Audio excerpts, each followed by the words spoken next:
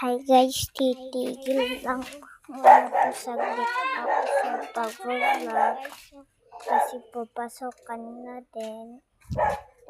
Gusto ko sana mag-start dito sa video, pero kung linggo na po, magkaka-videos din po ako.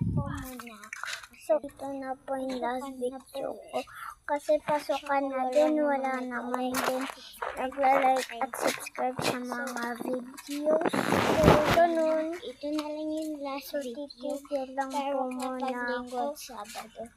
Linggo na lang po pala ako mag-video. Kasi pasukan na din. Bukas may pasok na tayo po. So guys, titigil lang po ako sa pag-vlog.